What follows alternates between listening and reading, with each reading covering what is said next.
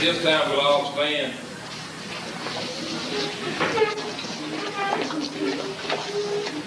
On behalf of Ms. Humphreys, Randolph County High School, and we're down at quarterback level, I'd like to welcome everybody tonight to the 1987 All-Sports Banquet.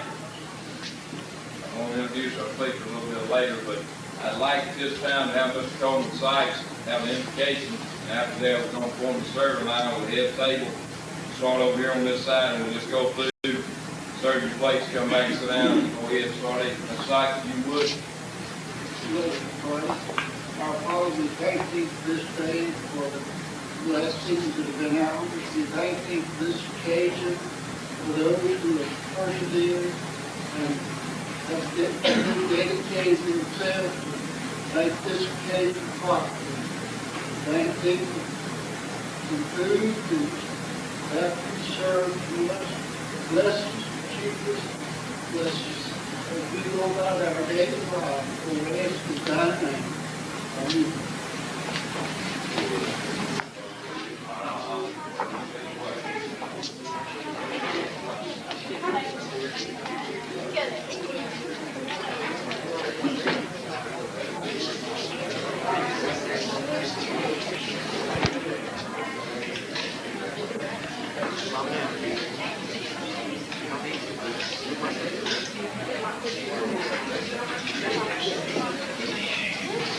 Those people that are still eating their meals can go ahead and continue to eat.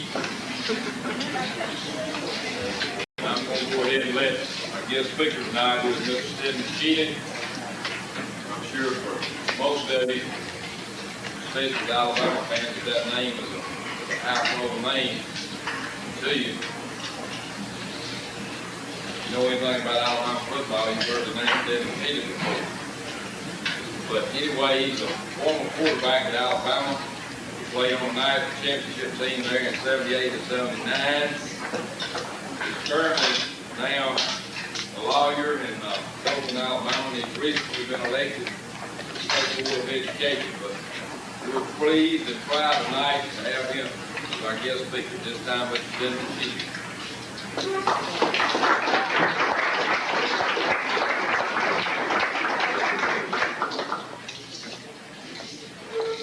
Feel free to finish up your cake. You notice I didn't eat mine. I'll tell you why. My law partner recently discovered that he has some artery trouble. You have to know the two of them who love to eat all the time. So we were over in Atlanta this past week, and he can't eat anything hard. And so after about my third night of eating at a nice restaurant, all the things we do, and just filling my face, he said, you know what, I bet you 3 weeks you can't go on a diet. Well, I've always liked a good challenge. Shoot, I guarantee I can go on a diet. So for 1 week now, I've been on a very, very low-fat, no cholesterol diet. As I was sitting here and enjoying what I was eating, and I was looking at that cake, and I'm still looking at that cake, and I've been watching some of you sweet ladies that are like my mom who enjoy good cake, eating that cake, and that's been very different. But I just wanted to share that little tidbit with you. I know you're probably saying, well, I don't care. So I appreciate you listening because I had to just get it off my mind. If you knew how much I enjoyed eating, you could understand that. Let me say that I'm delighted to be here. I just want to take a couple of minutes and share with you some things that have meant a lot to me that I learned from somebody that I think can benefit you. And I guess everybody always says you have to have a title to talk you're going to give. If I had to say, I'll come put a little title on it, just how to be a winner. I'll never forget my freshman year at the University of Alabama. I was sitting in the projection room there, a little gung-ho, fired-up freshman from L.A. That's lower Alabama. That's not out in the West Coast. And Coach Bryant walks in, and boy, we all sat up at attention, and I'll never forget, he looked at us, and I know he must have been thinking, good grief. But he said some things to us that day and the days thereafter that meant a lot to me, because I'm convinced Coach Bryant taught me a lot about life and a lot about winning. And one of the things he said was, he said, men, if you want to be great, you must be willing to do what everybody else is not willing to do. He said, here's what I want you to do. I want you to go back to your room, and I want you to write down your goals. I want you to write down what you want to accomplish here at the University of Alabama over the next 4 years. Well, Coach Bryant said it. Steadman did it. I mean, that was automatic. I went back to my room like a gung-ho freshman, and I wrote down all my goals, and I put them in an envelope, and I sealed it up, and I put it in my drawer. Well, 2 days later, Coach Bryant called me into his office and said, son, he says, we think you can help us in the secondary. We're going to move you to defense. Well, at first, I didn't know what to think. But when he said that I could help them, I got to thinking a little bit. And I got to thinking, I could maybe travel as a freshman. And that'd be wonderful. So the next day, we go out there and we start practice, and I'm on the varsity. And let me tell you, I did wonderful in shorts. I mean, real well. And I was running around there and all this and that. And then the day of reckoning came. And you guys know what I'm talking about. That's when you put on those pads. And I put on the pads, and I went running out there, and I was fired up. And I did all right my first day. I only had a bloody nose and bull in the ring. But that was okay. I mean, it wasn't broken or anything. So I cleaned it up good when I got through practice, and I was excited because, you see, I was number 2 free safety on the varsity of the University of Alabama.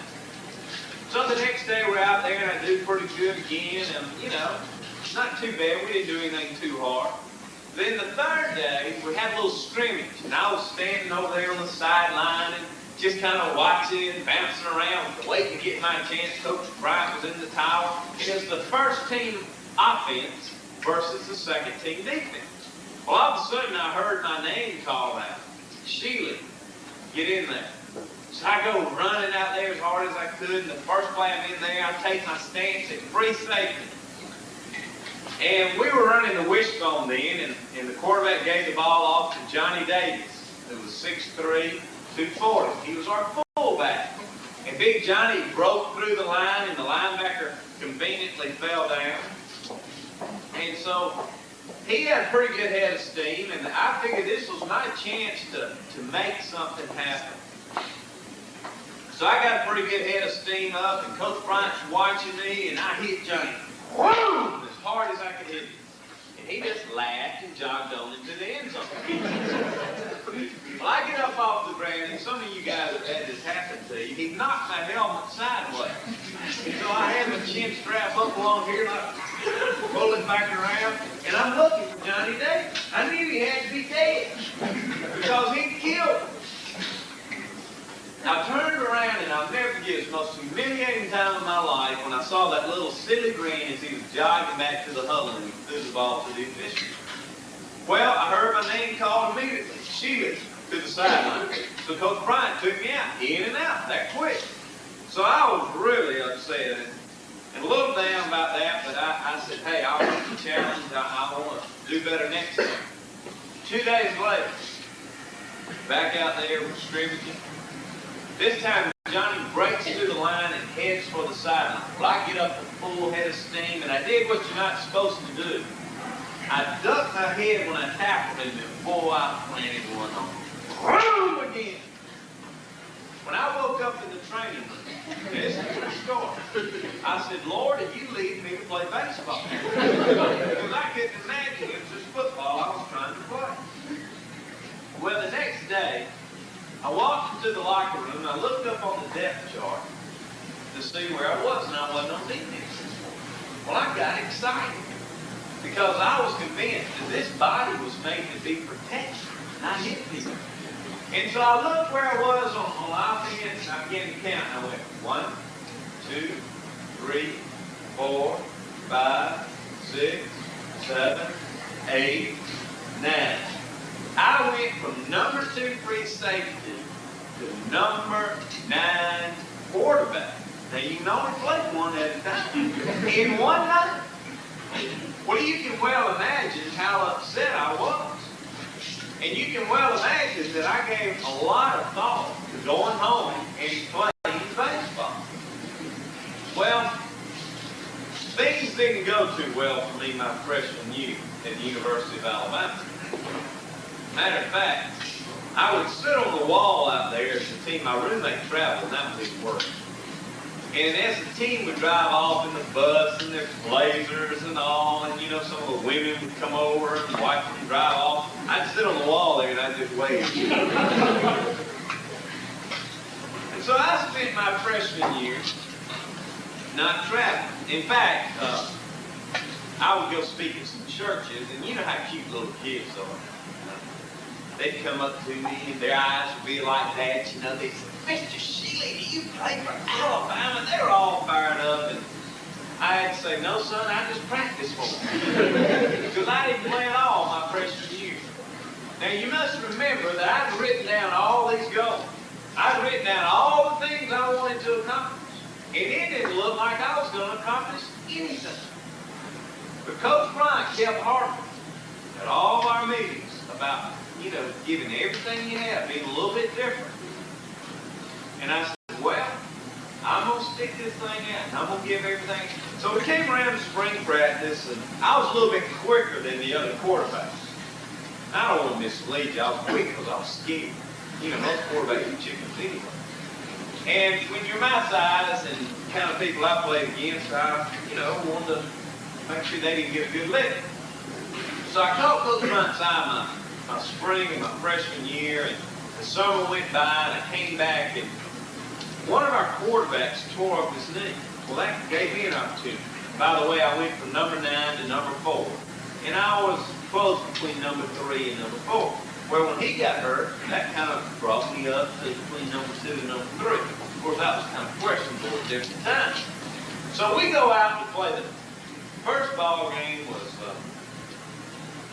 Ole Miss, and I got to travel. I think we carried 72, and I was number 71.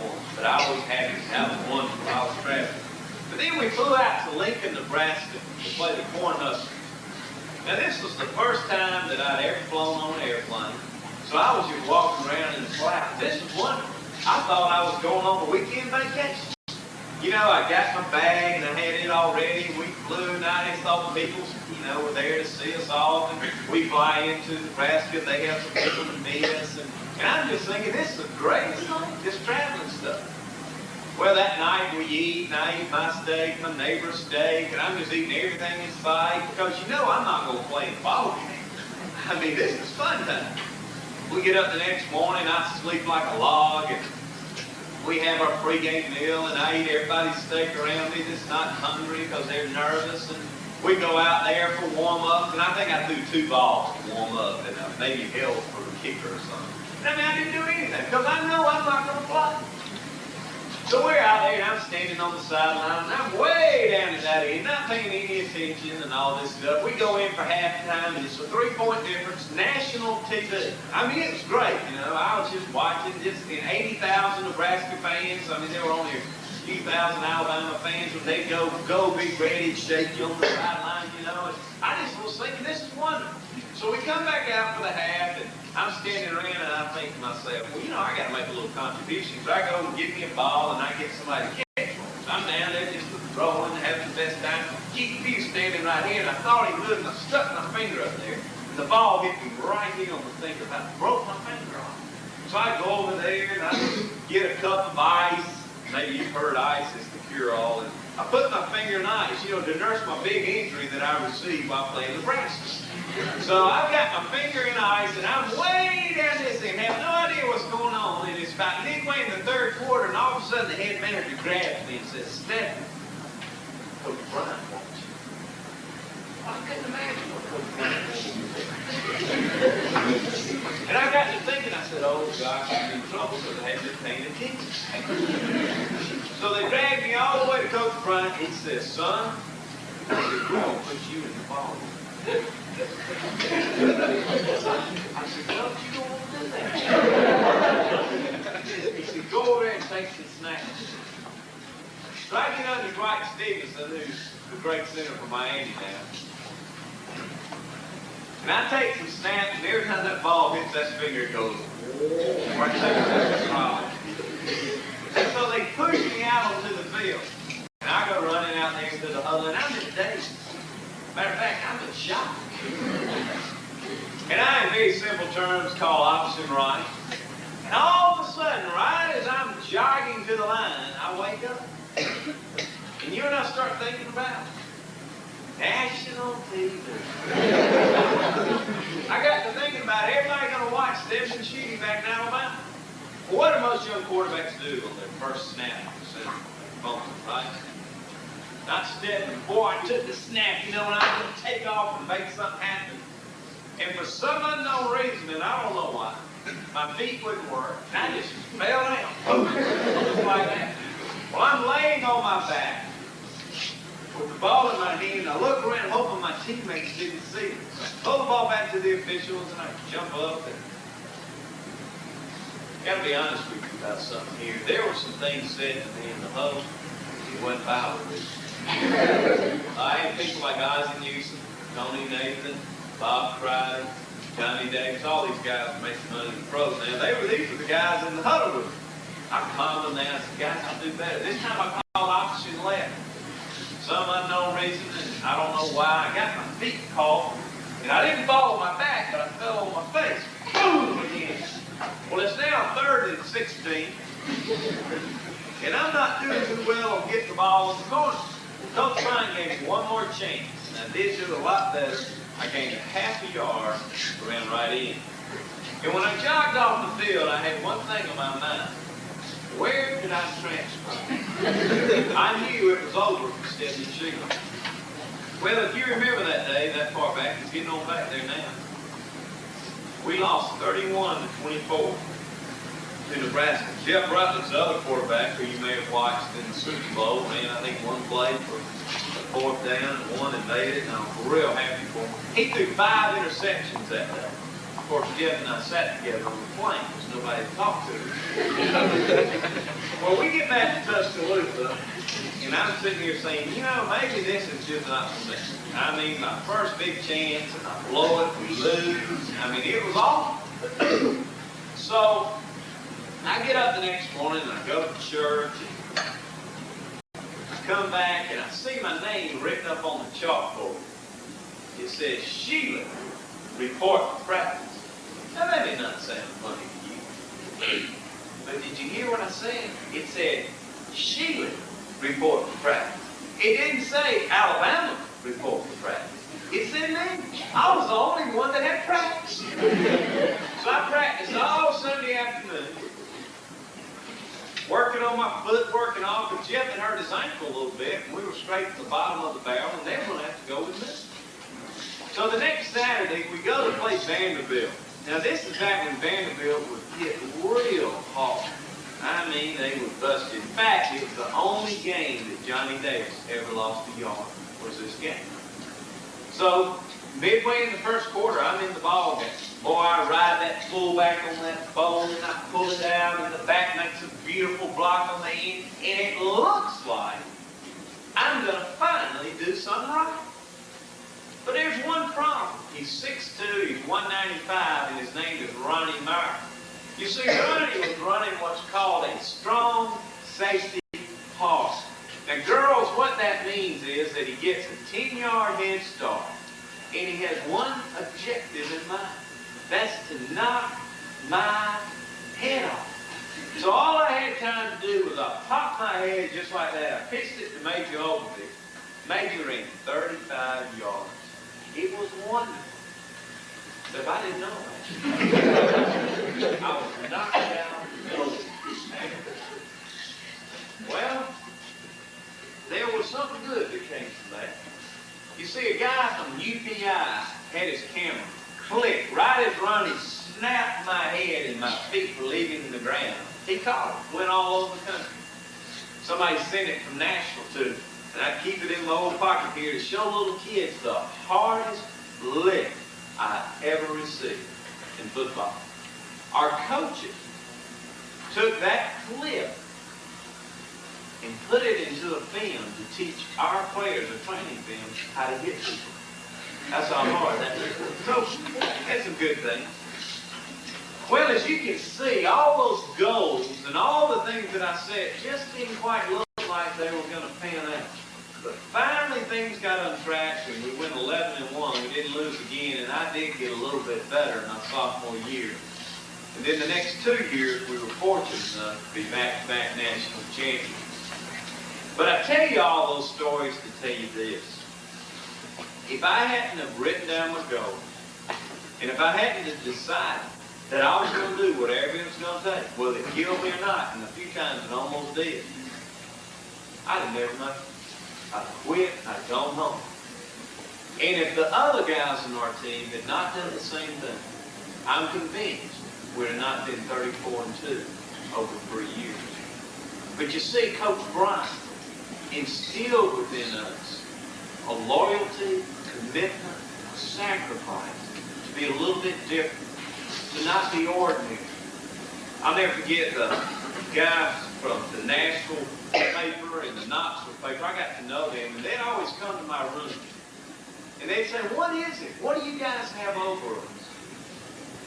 And I would tell them, "I don't really know. I don't think we got better athletes.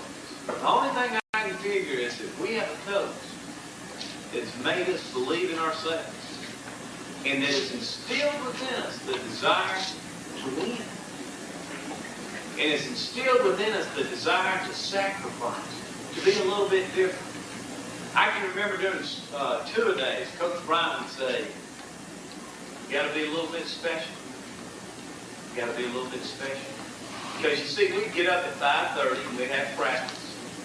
And we'd get back in about 12 o'clock. And I don't know if any of you have been in Tuscaloosa in the summertime and have ever practiced on AstroTurf. Y'all don't, I don't think, practice on AstroTurf. But when you go jogging out on the field, you see the heat rising. And it's about waist high. It's about 10 degrees high. I mean, it's almost unbearable, and your feet just get cold. I mean, I practiced one day on the side of my feet. I had so many blisters on me. It was awful. And I mean, it was just terrible. But Coach Bryant would always tell us, you can't be like everybody else. Well, we've been doing this about 9 days. And you know how you get, some of you that have been through two-day practices, you get where all there is football, and you just get thrown. So we were driving back, and we were pulling in Bryan Hall dorm, and I looked over there, and the fraternity boys had on their shorts, their suntan lotion, and you know what, in their hand, and they were playing volleyball and all this. And we all gathered around, and there were a few things said, and we all thought to ourselves, yeah, they don't those guys have it made. But you see, that's what Coach Bryant was talking about. You can't be like everybody else and be a winner. You can't be like everybody else and reach your goals. And you'll never succeed, whether it's in football, business, academics, whatever you may get involved in, unless you're willing to be a little bit better than the next person too. And sometimes it's going to mean that you're going to have to stay up a little late, that you're going to have to get up early. You know, when you're limited in ability, like I was, you have to stay out and practice a lot. But if you keep working, it'll pay dividends too. I've talked a lot about football, but I want to end up with just this. Football is very, very good to me. And I've taken the principles that Coach Bryant taught me and that I've learned through football, and I've implemented them into my law practice. And it's been kind of neat to see how they parallel. But the greatest thing that's ever happened to Steadman Shealy happened 20 years ago in a little town in southeast Alabama called Dublin. And that's when I found Jesus Christ as my Lord and as my Savior. Because when I found the Lord, I found what life was all about. I didn't have to look any further. Because as a little 8-year-old boy, I asked him to come into my life and to take control. I'm now 28 years old, and I can look at every one of you in the eye and tell you this. knowing the Lord has made the biggest, by far, difference in my life. He has given me fulfillment that athletics, money, nothing else has been able to give me. Because He's given me a satisfaction and a completeness. Thank you very much.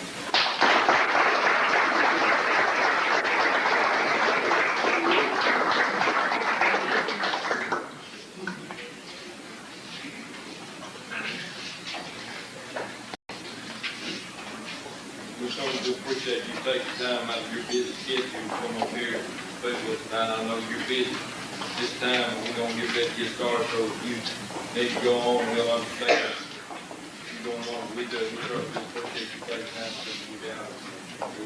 Great job you did. We just appreciate it.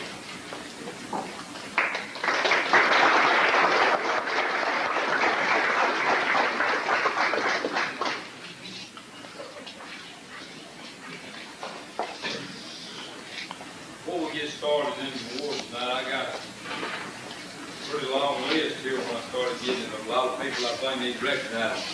I asked, I'm going to get her to come out. Miss Christie, how about you, Miss Rollins, and this right here?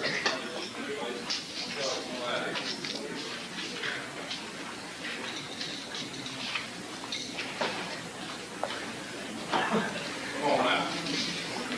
I think these three ladies right here need a big round of applause for them.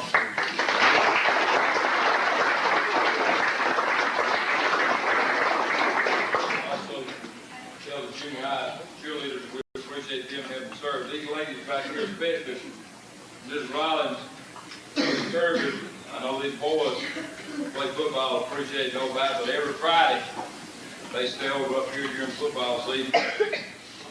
They cook our pre-game meal for us.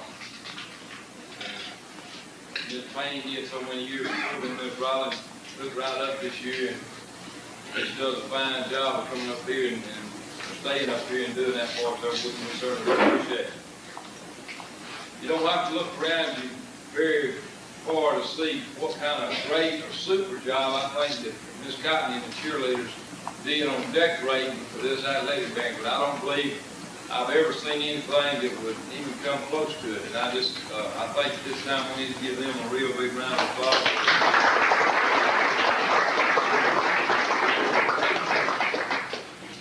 We've got a lot of people here, I say dignitaries if you want to call them that, but I'm going to recognize some people that don't get a whole lot of recognition during the year, but we do an outstanding job. Mr. Coleman Sykes, who y'all know down here on the end, he's been a teacher here, he's been retired for several years, but as always, give a helping hand wherever it's needed to the athletic program up here. He serves as many capacities, but really running the clock for us in basketball for the last 13 years. I don't know how many.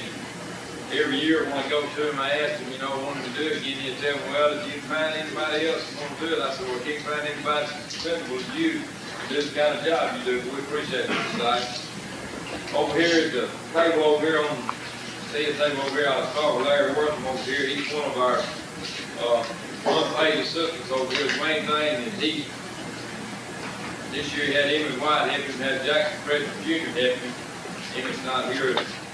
Neither Jack Jr., but every Friday night they have a job of compiling football statistics during the game. Right after the game, they come in the office and they do all that compiling and everything and hand me the statistics from the game, and then before Sunday they give me the individual statistics. And, it's a job that doesn't get much paid, but we certainly do appreciate the job that Larry and Emmett and Jack Jr. are doing with the statistics, so we appreciate them. And, behind them there, Miss Swan, she call up the team mother there, but she does an outstanding job of getting the cookies for these boys. She taught them most of them since they were in elementary school over there, and she does a lot to support our program. We have Charles Sykes over here on the end over here, and Charles is in charge of the film. Well, we still are able to film our games, but I think our kids, you look at those videos and look at the films, they can tell a lot of difference in what you can do with a film and a video, and how much of a benefit it is to it. Charles does an excellent job of our films, and when you you look at some of the films that we get from other people, see the kind of jobs that they get done compared to the one we get. We certainly do appreciate the job he does with the film. Bill Traylor back here now, he's doing our videos for us. He's doing the video of this program here tonight. And it's not as good as film, I think, but it's a thing that a lot of people have gone to now. We're fortunate enough now to have our own video system here, and he does our football games, and our basketball games, and our practice sessions for us. We appreciate him and the job he does. One of our assistant coaches not here tonight, Joe Kyle, who does our scouting department. Each week he goes out, he scouts the opponents we're going to be playing for the coming week. A lot of times we're able to get the films or the videos on that game. But a lot of times we're unable to get them. He always gives us a good scouting report on the teams we play. Before we get started, I would like to recognize and all the assistant coaches that we have. Mr. Dunlap, who worked with the junior high program, Coach Strain, who worked with the junior high program, and Coach Reynolds, who headed up the junior high program this year and also worked with varsity. Don't get a whole lot of recognition sometimes for the job they do, but I appreciate the job that they did. And Coach Horn working with me this year for the first time as a full-time varsity assistant, and I think of course the team showed it, and he did an outstanding job of working with me this time, full-time. Mr. Humphreys, sitting down here on the end. I've been here now for 11 years, and I wasn't planning on staying that long when I came here, but Mr. Humphreys makes my job easy as far as coaching. And doing my job teaching everything when it comes first, but a lot of things about coaching and all that it's hard to get done to be able to do your job teaching at the same time, but he's a friend of athletics, and he supports them as well as he knows that the academic part of it comes first, but he just makes it real easy for us as coaches up here to do our job. We appreciate it. And I'm going to recognize my wife up here. I know that I'm going to pass on the sentiments of the other coaches up here and say that it takes a special person to be a coach's wife, because we're away from home more than we are at home. If you got a couple other sidelines like I do, then you know that you're not at home very much. But I really appreciate what she brings to me. I'd also like to recognize a couple of our quarterback club members who are here tonight, Bain and Mr. Poston, and they're two of our officers. One of them is the secretary, and the other one is the treasurer. They do an outstanding job. You just don't see all the things, behind the scenes things that the quarterback club is responsible for, just like feeding the players on Friday and helping do all the things that we're able to do up here at the Banquet. At this time, before we get started, just one other thing I want to do before we get started in the individual awards. I'd just like to reiterate a couple of things about what Steadman Shealy said today, that it takes a special commitment from a person, to decide that he wants to be a little bit special, a little bit different than everybody else. In order to be a winner, you've got to be able to do that. It takes a special commitment from the person. It takes a special commitment from your parents. A lot of parents here tonight, that there's a lot of sacrifices you have to make. As a parent, there's a lot of sacrifices a player has to make. But we look up here and we can see from some of the successes that our athletic teams had in this last year.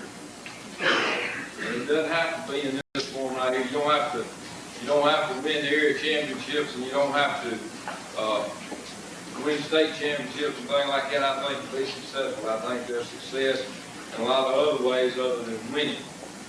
I think we learn a lot of things from it. But briefly, I'm just going to mention that the football team was area champions and had an 8-3 record.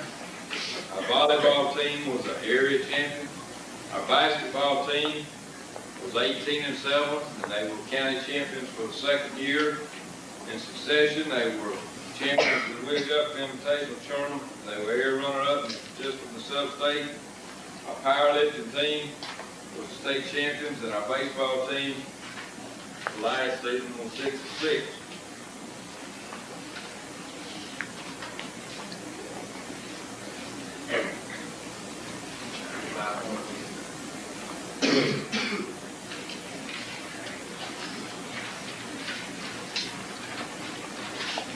Scotty, you got me down here first, but I'll start with you. I'm going to go ahead and start with you at this time. And Will, I'll assist you any way you would like to do about in and out the coach and all that. You want to go back. Volleyball.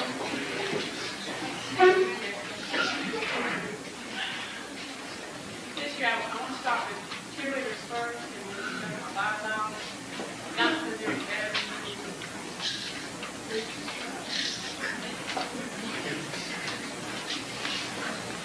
I want to start with the cheerleaders.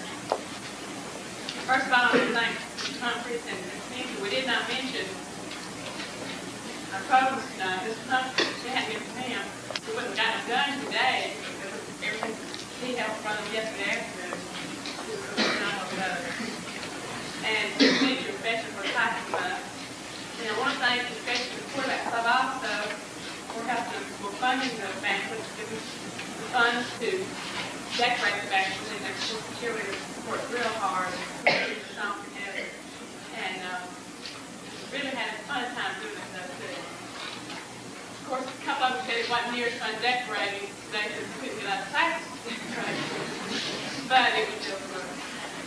But especially the quarterback club was a donation on new sweaters that we got this year. They really loved them and just really enjoyed having it. I guess it's been like 5 years that they've had these sweaters. Really do appreciate it. I want to recognize the cheerleaders, beginning with our captain, Tina Ayer. Now what I'm going to do is come up and what's this week? Kind of a short one, we're just going to grab it. Okay. Fine.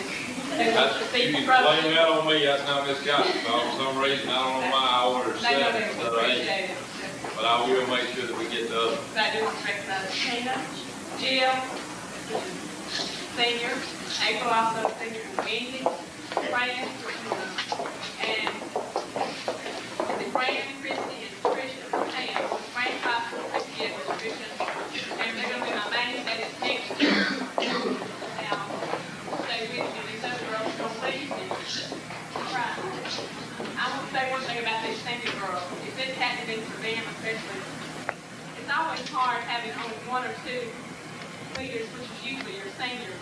So we to have 4 senior girls and to have that leadership this year, the way they really pulled together and really just did a super job this year, especially. They support our sophomores.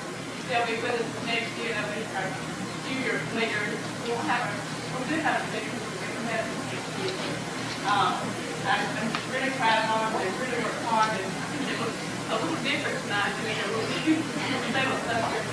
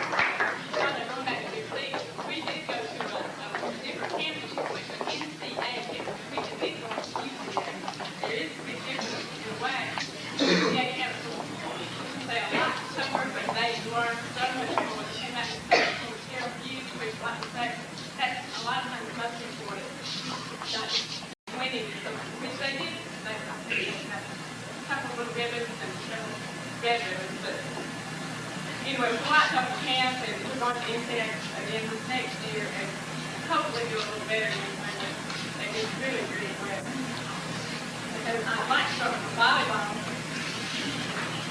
They kind of started out a little different only because I was not with them in the beginning. Of course, I was out again with the baby. And kind of like it's volleyball, maybe, just right in the middle of the season. They also had a camp. We always hosted a camp in Southern Union. Westwood College always comes over and helps us kind of get started. And I think we have a veteran from another school here, Martin and I, who also came to our camp. Excellent job. I think she got some awards there. We had someone from our school she gets out several awards. We have what is called a Digger Award, Missy Kelly. No, I can't say Missy Kelly. Bless you will stand up.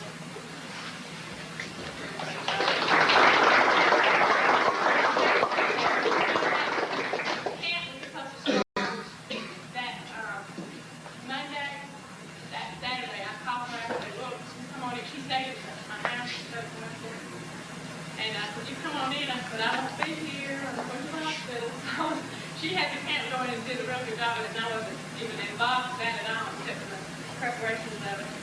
I missed out on a lot there. I learned a lot. They think they learn a lot.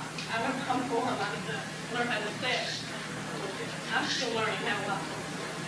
Anyway, this year we did really well. What I mentioned, we got all areas. And we had a winning season. 10 wins, 6 losses. Some of them was way over there. But that's okay. Hey, it's okay to think that's not the best over here. So I want to mention Suzette. I know where Suzette Knight is. Last year I came tonight from there. But she was like my assistant coach. No one is unpaid coach. She's not living right now. She has moved away. But she said she's coming back to help with Jimmy next year. I can't do that for her. We have 2 awards that the volleyball team voted on themselves, and then we have 2 other awards from the ones that they are judged by. And also I want to mention before I go into that, we had 4 girls to make the all-area team: Adrian Billingsley, Candy Kelly, Lisa Marsh, and Sheila Aikman. Is there no Tammy here? Sheila's here. Y'all.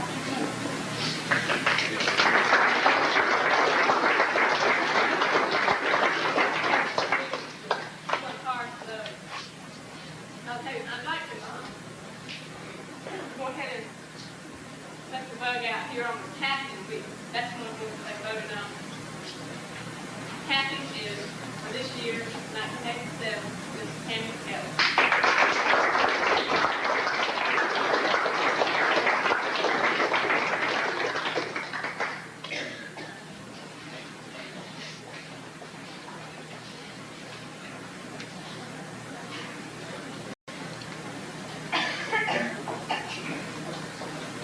The other one which was voted on, Miss Tucker. I got people that was voting, but had a winner out of this one, Adrian Billings.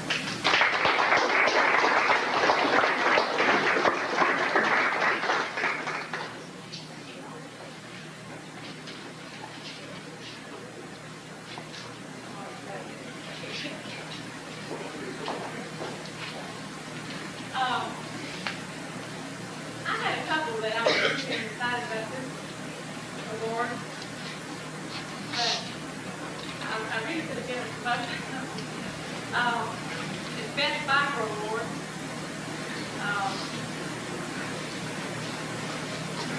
But I went with it with Adrian Billings.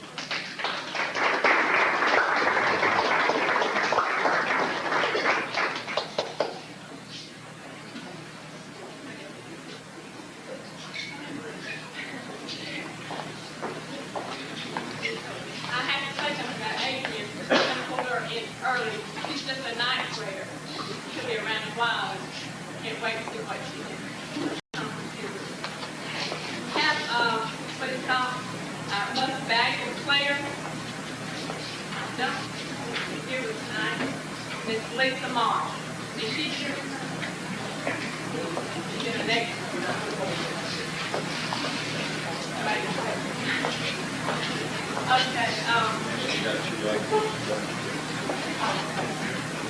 express the team pretty much also when you do letter certificate. Sheila Abel.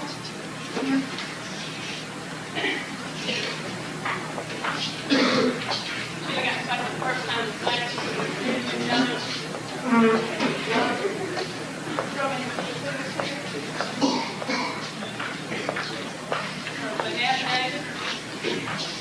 Banana, she just up at everything. She's gonna be my cheerleader this engineer, so.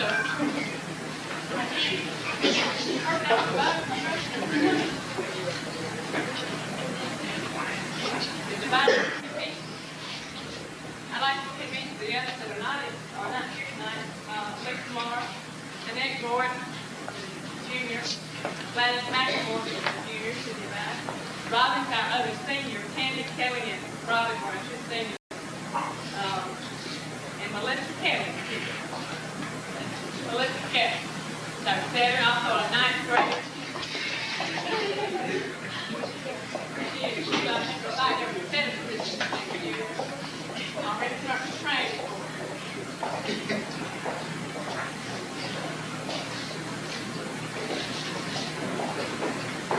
I'd like to also recognize Sheena Andrews for our manager. Who's kind of comprehensive finances next year. Thank you.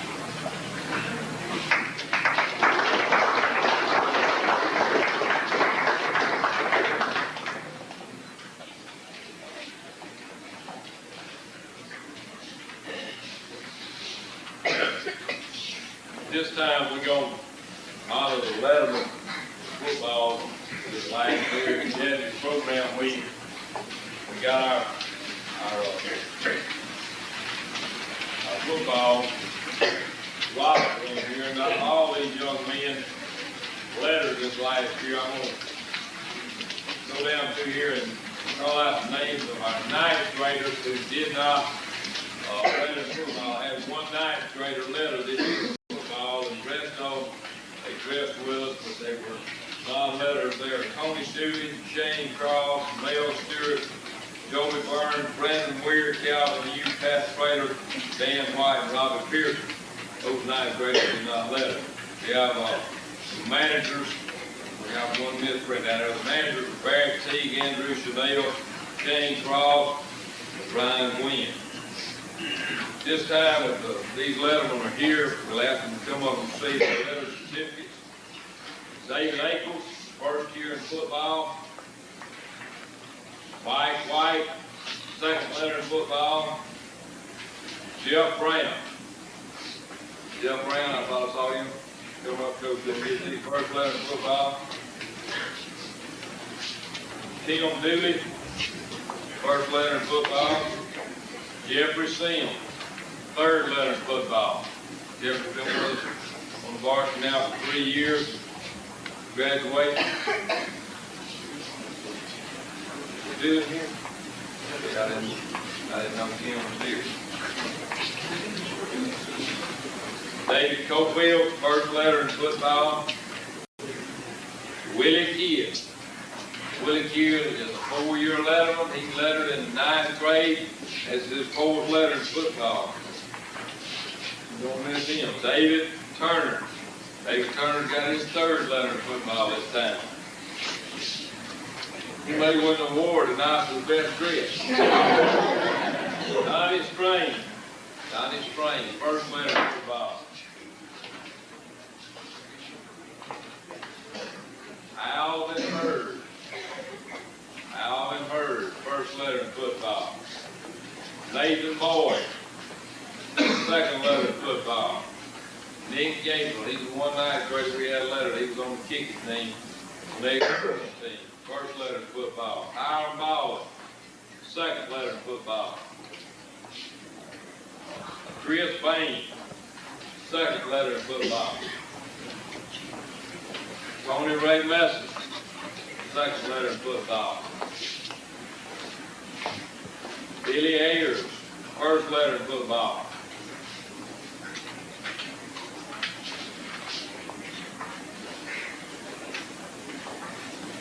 Jeremy McCain, second letter in football, excuse me.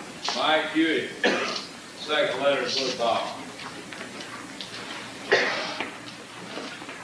Jerry Holston, third letter in football. Jason Kitchens, first letter in football. John Houston, third letter in football. Tim Henderson, first letter in football. A.G. Sims, second letter in football. Tyrone Johnson, Tyrone, first letter in football. Jeffrey Kitchen, second letter in football. Derek Knight, first letter in football. David McCain, first letter in football. Bunyan Goodwin, first letter in football. Ben Portillo, second letter in football for Ben. Jimmy Kelly, second letter in football. Pat Presby, second letter in football. Take that back. Third letter in football. 11 is in the ninth grade kicking. Chad Lee, first letter in football. Grady Sims, first letter in football. Sylvester Davenport, first letter in football. Aaron Robinson, first letter in football. Robert Portillo. Saw Robert coming in. Robert Portillo, third letter in football. Tony Dooley, first letter.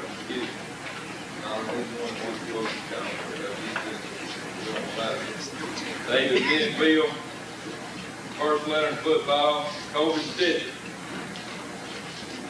second letter in football. Eddie Creed, second letter in football.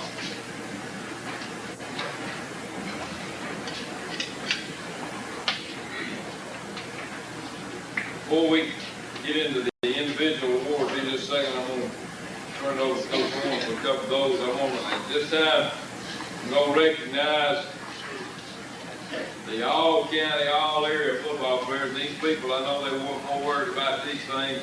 These Chanel awards that go on these jackets. We gonna have them. They haven't been ordered, but they didn't get here in time. I know y'all heard that story from me before, but you always get what you got coming. But anyway, these people this last year, everybody that made all county ended up making all area. So these following people, if they would stand up as I call their name, is all county, all area football players. John Houston, Jerry Holston, Jeffrey Sims, Tony Ray Messer, Pat Presby, David Turner, A.G. Sims, Willie Kidd. Now, Willie Kidd was selected Birmingham U's first team All-State on nose guard and defense, but he'll also receive his All-State Chanel Award. Those people right there were the all-county, all-area selections in football. This time I'm going to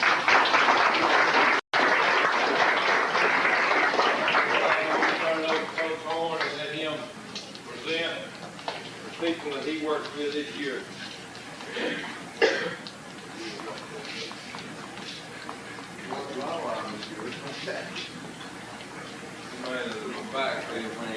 Okay, go ahead. Best offensive back this year. We had a big deal with Mark last year, when we were depending on somebody to step forward, and I think this person did an outstanding job this year. He rushed for almost 1,000 yards. I believe 900 something yards during the year. And he did an outstanding job for us, carrying the ball. He showed excellent leadership. And I told him yesterday, he came out from baseball this year, and I was surprised to see him. And he's sitting down. First time he got up to, I know I'm talking about football. I just got to say this. I told Coach Brown, said, I don't know who I'm going to play in right field today. So I just put over John Houston out there, see what he'll do. So sure enough, I put him out there. The first time he came up, he hit one and hit a home run. And I said, well, that's got to be a beginner's luck. The next time he came up, he hit a rocket out there in the outfield and got on base. But last time he walked and he got around the third. And, you know, we did have a couple of runs, but you know, we didn't have one. And came on and had 2 outs, and the man got on base. So we had a man on first and third. So we about to do something. About that time, the pitcher threw the pitch, and a catcher missed, and the backstop about to hit that wall. He couldn't make it. He was going to need a chip right here. About that time, I looked, and I was coaching third base, and looked, and John took off. And I was hollering, come back, come back. It was too late. He was just going down there. And, he said he got it about like that, but it was more like. But he's, of course, you all know he's always hyperactive. And he did an excellent job for us this year. And he's best offensive back, John Houston.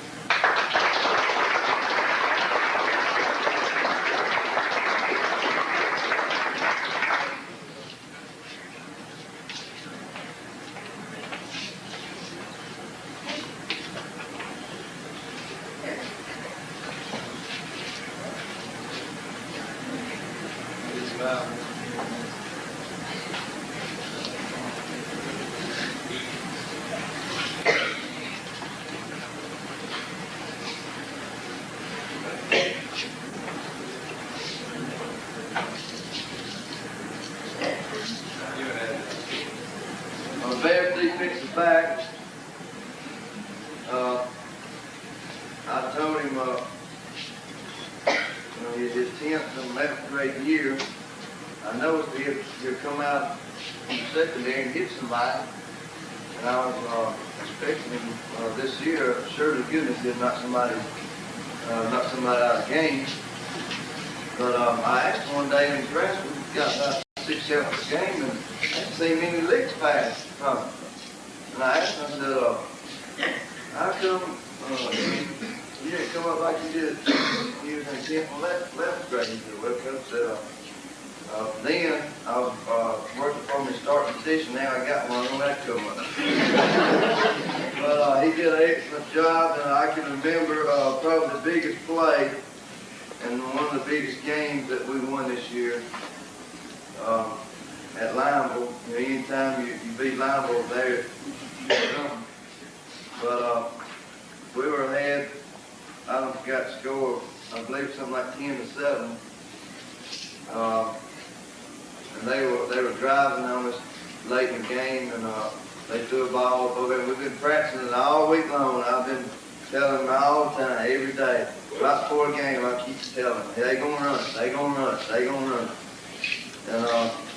And they like to run the ball, but when they do pass, they like to throw that little tight end down the field. And I kept saying, they gonna run it, they gonna run it.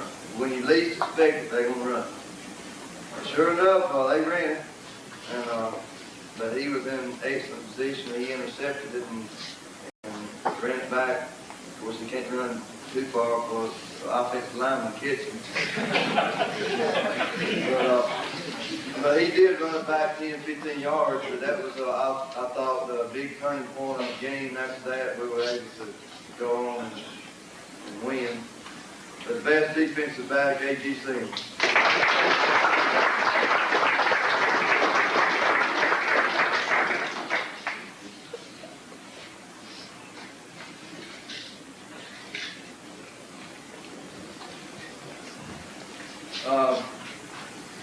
This war right here was pretty hard for us coaches. We all voted on 101% award. I thought this past year just about everybody we had when it came time to practice and it came time to play. I thought everybody gave 101%, but we have to give it to somebody. And it was very hard for us to pick, but this fellow that won it, before the season started, I said, there's no way this guy plays too small. And I said, there's no way he can play, but it turns out he was an excellent player. He was small, but I tell you what, if you got around you, he'll knock your head off. And it takes a lot of courage for somebody who weighs 125 pounds to come up and try to tackle these people that weighs 200 pounds. But he's got a lot of courage and a lot of heart, and he gave it every day at practice. He was out there working hard, working to try to improve. By the end of the year, he was, I thought, an excellent ball player. This year, 101% award, I don't believe he's here, but it went to Jeffrey Kitchen.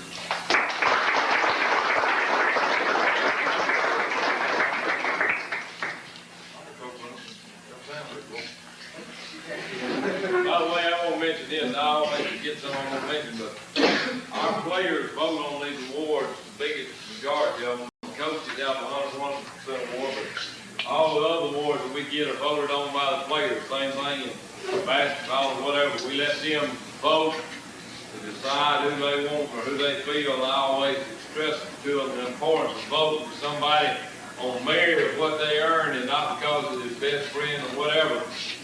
And because I think that's the only way that these awards can mean something. So that one award, the coach's 101% award, we give that every year to the person we feel like deserves that award. Okay, Coach. Coach Holmes will be a suspect in college. He's kind of bad for me.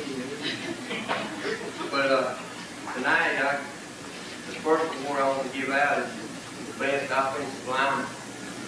And as most of you know, it was a tough decision, and y'all voted on it, and it came out, and this fella is, he's deserving of this award. And one thing I can say about this player is that if we had 11 people with his attitude and his desire to win, we would never have anything to worry about. And that's about all I'm going to say about this fella. And I think he knows how much we think of him. Tony Ray Mason.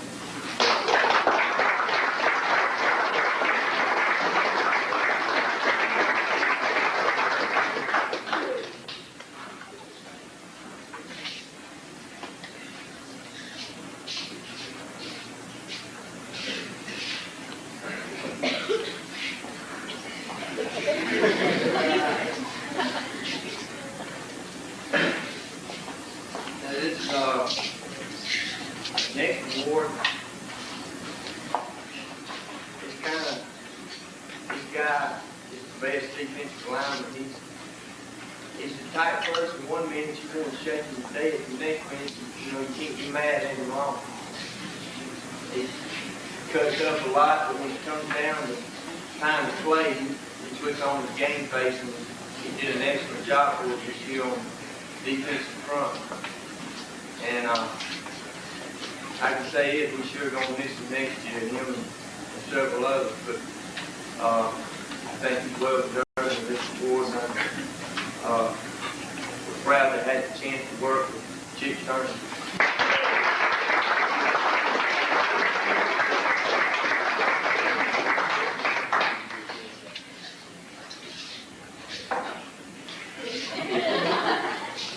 This time I'd like for all the senior football players from this past season to stand up this time. Senior football players to stand up, and I'm going to say a couple words before they sit down. At the beginning of every year, and I've already started it again with these people that are juniors right now, but I stress the importance of these people right here about leadership. I think Steadman, Shealy, brought in the fact, kind of to distinguish yourself from everybody else. But I tell the football players at the beginning of every year that the leadership that they show and how they lead is going to determine what kind of football team that we're going to have. And no matter what the coaches do over on the sideline, there's got to be some fellas out there on that field that are going to take charge. There's got to be some fellas in there in the locker rooms and down there on the practice field when coach is not around sometime, or when the coach hadn't got that influence on them right there, it's going to have to kind of take charge. And I think that, again, these people right here, these senior football players, did everything that they could to lead and to do a good job and provide leadership. And I think y'all, these people right here, these seniors, need a big round of applause for this job. Now, all this, we vote every year on 2 captains, 2 permanent captains. I tell them, the people on this football team that show more leadership than anybody else. I said, it doesn't have to be a senior, but I said, it needs to be. And so this year, I think these 2 players, like I said, one of them was a 3-year starter, a 3-year veteran, the other one was a 4-year starter, and a 4-year veteran. They've been with the program a long time. Willie Kidd, the first one, I'm going to have Willie come up. Willie, the first year Willie played, we were having so to speak, a bad year. We wasn't winning many football games, as many as we used to win. About the 6th game of the year, we had to start playing Willie on defense. From that day on, he's really exemplified himself and shown this, and I think he's deserving this captain flag.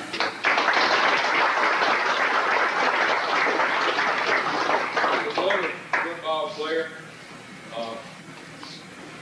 when he was in the 10th grade, when the time school was out, getting ready to start, he told me he decided he wasn't going to play football anymore. Kind of shook me up, because I was planning on right then him being a starter the next year on offense. And he comes to me and told me he decided he wasn't going to play football anymore. I don't think that there's been a person out here played football or any kind of sports, done anything, myself included, hadn't been a time in your life, 1 or 2, that you wanted to quit something you started. For some reason, he got his act together and he turned around and let everybody, there's a time when you don't want to quit, and time when it doesn't seem like the price that you haven't paid is worth it. But with all those people that stick to it, there's a lot of things that can be achieved. Jerry Hudson, come on up here.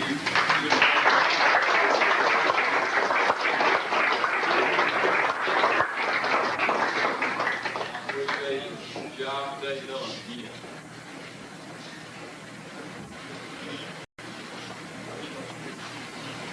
This last award that we give to is it's hard to do again. It's the most valuable player award. Sometimes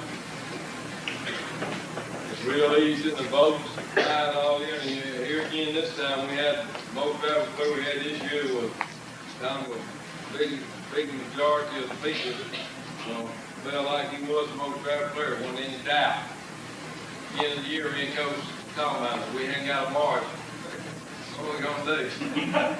We hurt, and we have some people, we thought that could do pretty good, and we were real concerned about, we didn't have a game breaker. It turned out to be, this particular player turned out to be a game breaker for us. I thought we had another game breaker. Also did an outstanding job for us. John Houston. This season, he made a play around me. I have to say that and give him credit for it. He did a lot better than I ever imagined that he could do. I knew he was going to be pretty good, but he ended up being real good. John Houston, most valuable player.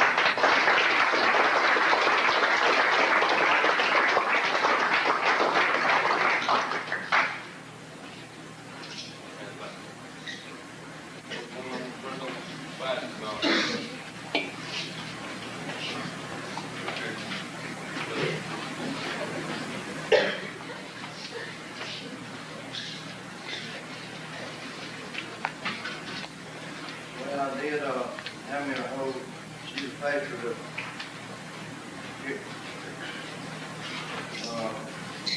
notes. As I was trying to write them down and trying to feed my baby at the same time, somewhere along the line, either she threw up on him or something. Anyway, I lost it to the trying to remember a lot of things I did write down what I started and never did finish. It's a junkie, I can't hardly tell what's on here too.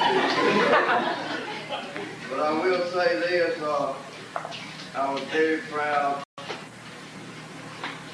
of the job. The boys that played basketball this year, I've had the same group ever since I got here 3 years ago. I had them on a B team, and then there last year and then this year. And I remember this because I had it up this afternoon. From the time they all, just about everybody played on the same team, varsity B and then the varsity the last 2 years, I can say that I believe our record is 46 and 18 over 3 years. We were 13 and 4 on a B team, 15 and 7 last year, and 18 and 7 this year. And I believe my addition is correct. That's 46 and 18. We have never lost. Now I'm talking about this. They all just about played the same team because Lurch and them was in the 10th grade. There's just 3 of them, Lurch and AG and Chief. So all these that's now 11th graders, they were playing on 9th grade on the varsity. We have never lost a county opponent, knock on wood. We have won 3 county championships. This year we won the Augusta Christmas tournament. We won the county championship again. And we were area runner-ups, in which I thought anybody except for the Fed, we made been area champions. That's just one of those things. And I'm very proud of these people. I think they did an excellent job. They showed excellent leadership. And it sure does make my job a whole lot easier to have excellent athletes. And you can ask any coach and they'll tell you it's not the coaching, it's who you got playing. And that's the case this time. I didn't do a whole lot, but the athletes that we have here are the ones that put the bread on my table. And I sure am appreciative to them and the way they conducted themselves. I give out certificates here. First, the seniors, A.G. Sims.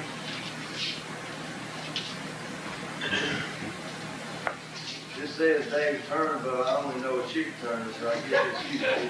Big G. Big G.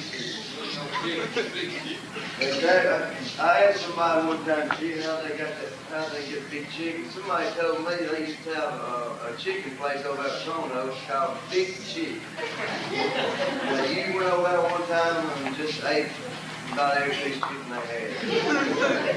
They started talking Big Chick. Again, Jeffrey Sims, but I only know him as Lurch. And when he stands up, you know how he got his name.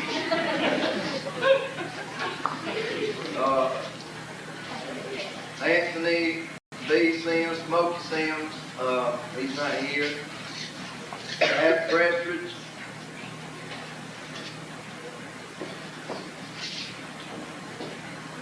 Pat said he sure was glad when they put in that 3-point play for next year. I told him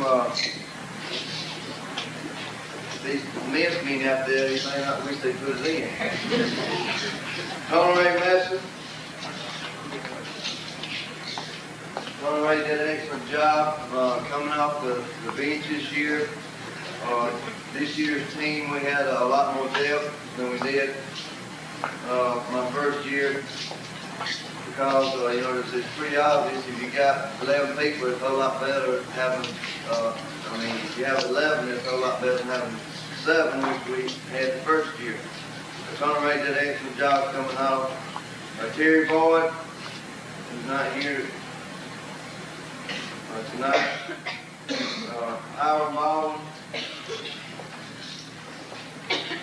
Howard's one of those players, and he steps out on the court, not only on the court, but on the field, and on baseball, he's always 100%. You know, I go down there and put tea, and he'd want me to play a pickup game, and I kind of felt like, you know, I was kind of fresh wanting to play, so I got there, and about after 2 minutes, I was ready to quit. So anytime I shot, or anytime he shot, I'd go up and get the rebound, he'd come in front of me, and it was just like trying to chase a little bug around on the floor, trying to out him trying to go all the way around the all time. Nathan Boyd, who is not here today, but he did an excellent job. Chris Lawson, not here, and Will Taylor Angel. He's not here. Earl got all kinds of his name. And I'd like to thank John Houston for keeping the books, him and Ray Smith. And I'd like to thank Mr. Sykes for keeping run the clock for me. And I know it's a hard job, Mr. Sykes, because I had run for a junior high game in there one time, and the horn was blowing, and I was just glad to get out of there, but you do an excellent job. Our little manager, Alan Sykes, he's not here, but I appreciate y'all letting him be manager, because it's tough, you know, trying to keep up with the players you have, instead of trying to haul equipment around. And he did an excellent job. He was there every game, and it's not too much trouble. I'd like to be back next year, y'all don't mind. For the awards here, let me see what. Yes, the list first. Mr. Hustle Award, of course, all these are voted on by the players, and he did a excellent job on defense. Anytime we went to boxing 1 or triangle 2, and he had to guard somebody, he was always the fellow that had to guard the best shooter or the best player on the other team. And that because he was gritty and he was determined, you know, to give it all he had. And he did an excellent job.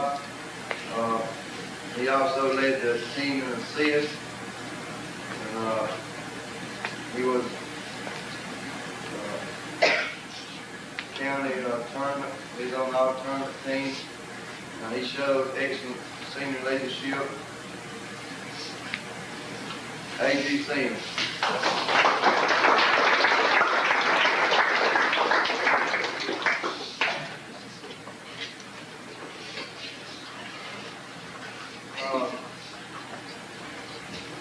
One other thing, the only thing I hate about y'all seniors, there's one thing I really can't stand, and I don't know whether y'all want to hear this or not, but the only bad thing about y'all is y'all don't have any more years left. I'm trying to work it where somehow y'all come back, but so far I haven't had much luck, but best rebounder, it was close all the way throughout the year, and really 2 people was in the dead heat of the race all year long. And I really didn't know who won it till I just now today finished out the rest of the statistics from the last couple of games. But this person, he's an excellent ball player. And as far as all-around athlete, he is one. The good thing is that he'll be back next year. He's not here tonight, but the best rebounder went to Jerry Boyd.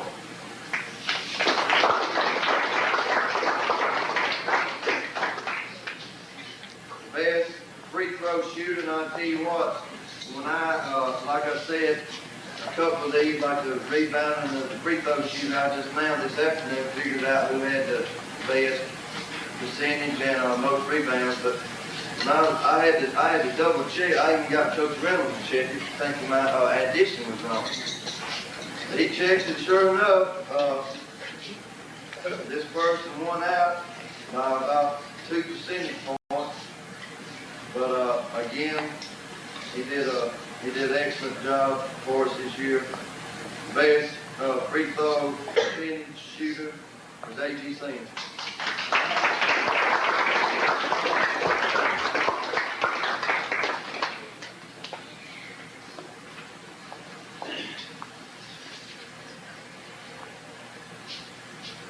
The captain voted on the players again this year, and I hate to say this again, but dadgum, I sure hate. You know, the first thing you look as a team, if you play a team, coach in your gym, you look to see how tall people are. You know, that's the first thing I always look at. When I see them at the door, get in the door, I know, you know, we may be in trouble. But anyway,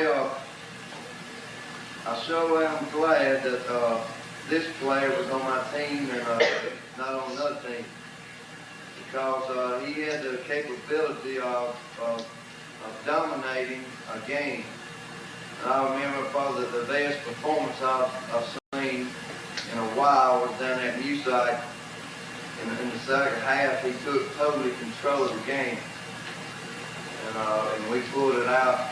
But that was probably one of the most dominant performances that I've ever seen on the basketball court in high school. The best the basketball captain this year was Jeffrey Lurk-Sims.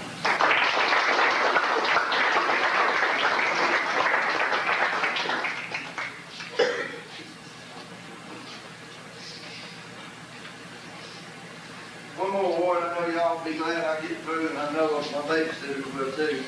So I'll try to get this last one. Again, the most valuable player, vote on the players. And again, some statistics here.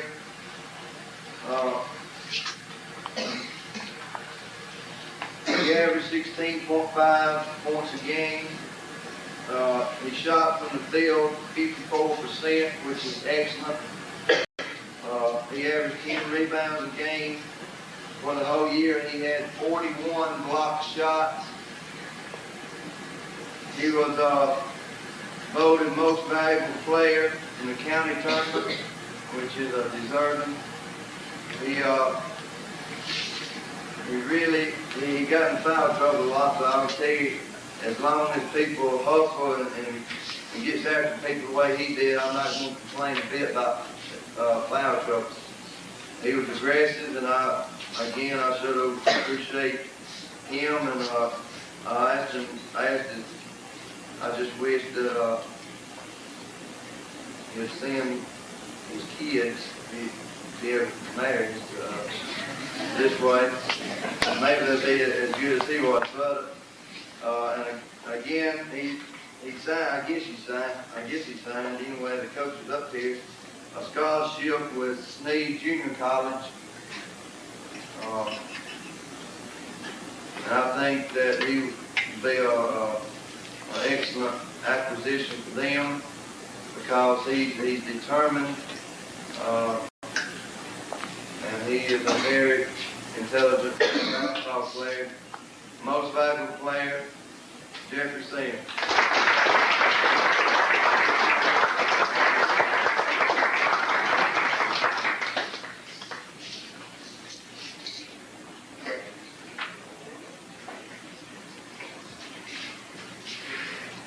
Cotton got together and started figuring out how many letter certificates we had to give out and how many awards we had to give out, and found out that we had run short on a letter certificate. We got some more orders.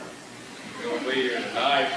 Then that was enough for the power lifters, so we're gonna recognize the power lifting team. And we'll have them stand up, the ones that are here, be recognized, and we'll add the letter certificates when they get in. We'll get them given out to you, and those state championships, the Neal patches, and I know that's the most important thing, is we don't have overstrike. But anyway, on February the 17th, or the 21st, I can't even remember what day it was now. But anyway, we carried 40 boys down to New Falls for the state powerlifting championship. This is the right here, fifth, second, third, fourth time we went down there. And we knew we had a pretty good team, because we had several people come back with their coach good, we didn't know how good they were going to be. We got down there, and they told us how good 2 or 3 of the other teams were, and we was real concerned about what was going to take place down there. And we really didn't know for the time they gave trophies out that night who was going to win or whatever. And it ended up, it wasn't even close. We had really demolished the competition. I think the final was 88 points for Randolph County, and Talladega was second. They had 17 points. And like Coach Reynolds said, he's never been any more proud of a bunch of boys than he was that bunch of kids that night, and it made me feel real good too. But anyway, we won the second time that they won the state powerlifting championship. Told some of the boys coming back that night, driving me, I said, you don't ever know whether you'll have this opportunity again where you got the people to do it with, and as they go down there and do what they can do. There's a direct relationship between this weightlifting and performance and athletics. You're going to have a lot of kids that's got natural ability. They can come down there and they don't have to do a whole lot. They can shine on the athletic field. What you got, and what most of these kids out here are, what I call considered average, and a lot of them don't have much ability at all. Those are the people that the weightlifting and working out in the weight room benefits the most. Because by working hard in the weight room and getting after down there, they can make themselves, if they're an average player, they can make themselves better than average player. If they're below average, they can maybe make themselves an average player. If they're those real talented players and they work hard, they can be great players. And we just feel like that the weight program and the brand new weight room that we got down here, it just makes it that much nicer. Thanks to the quarterback club and the board education, they saw fit to help us, and we got a real nice weight room. Anyway, these young men went down and they did win the state championship again in powerlifting. I'm going to ask them to stand and be recognized if they're here. Richard Hobson, who was a state champion in the 81-pound class, Alan Fisher, Xavier O'Neill, JoJo Holloway, Ben Tillo, stand up Ben, and everybody to see Ben, because Ben is a 3-time state champion in powerlifting. He's a state champion at 98, 105, and he won 114 this time.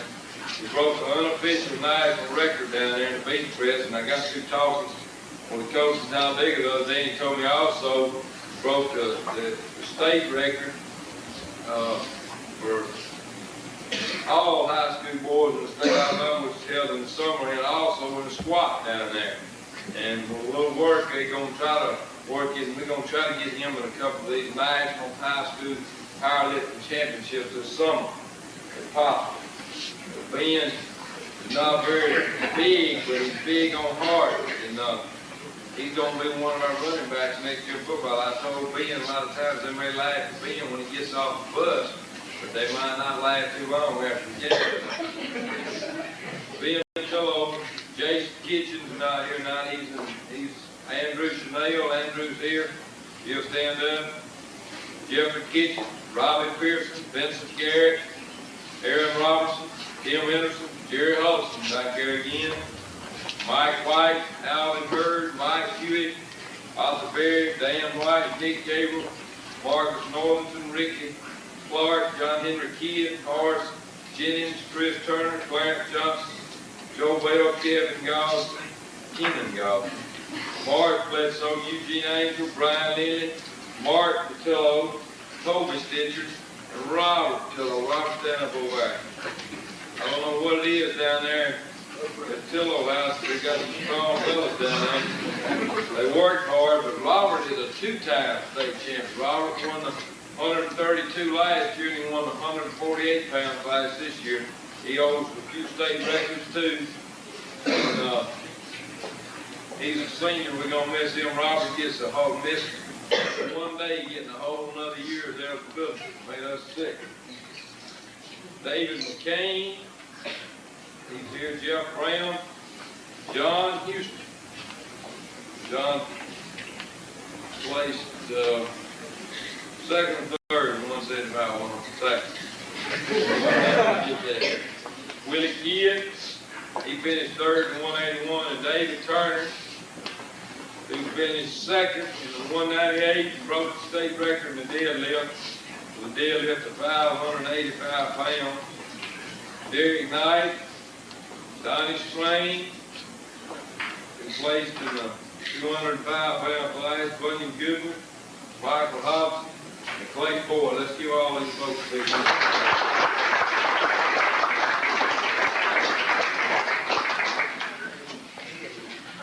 I don't know whether you people got to read the paper. I really haven't seen it in the paper yet, but we're going to, the last award we're going to have this is called the Scholar Athlete Award, and I'm going to let Mr. Humphrey get up here to give that, but I'm going to lay a little groundwork on some things that have happened. I know you've heard about out in Texas where they got the Texas plan. That's where they graded on a 6-week period, and they've increased requirements. I know you heard about all of the Proposition 48, the NCAA. I know if you heard that Gerald Dial over here at Lionel is submitted trying to get the Texas plan adopted in Alabama. But what I'm here to say that the requirements as far as the academics are going to be tougher in the days and the years to come for all athletes. That means everybody's going to have to excel in the classroom in order to be able play and participate in sports. Next year in Alabama, we're going to have a new system that we're going to be under. All the boys that are here that are in the 10th grade this year, well, 10th grade will be the ones that will actually be affected because their next year of eligibility is going to be affected. You're going to have an overall 70 average, pass 570, rather than the 4 this past year with no stipulation on the grade point average as far as the academic standard. But at this time, I'm going to ask Mr. Humphrey to come up, if he will, to present the Scholar Athlete Award, if he will.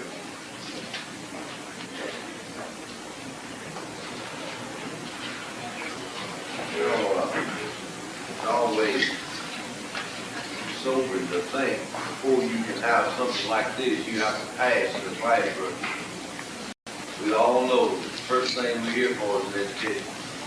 And all this athletics is secondary. And at this time, we want to honor some people that are serious not only in the athletic end of it, but in the academic end of it also. I have 5 names here that I'm going to read out. They have very high average, and then I'm going to tell you the winner and his average. And as I call your name, if you will, stand up where you are, please. Mike Hewitt, Jeffrey Kitchen, Chris Bain, Toby Stitcher, Chad Lee. The winner has an overall average of 97.60. And the winner is Chad Lee.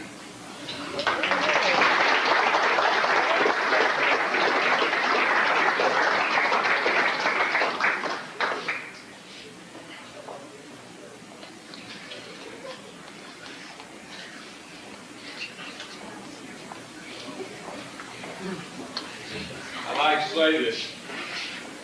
Before you leave, all of the people that won awards tonight, we'd like to get you back here in back of our sign and all that the cheerleaders put up today. have the individual pictures made. We got both newspapers here, and they want to get some pictures from the newspaper. If you would just stay for just a few minutes. I know we're running a little bit later than we normally do because we had to wait till 7:30 to be able to get the speaker that we were able to get tonight. But I think all of you agree with me that it was well worth the wait in order to be able to hear Steadman and Shealy speak.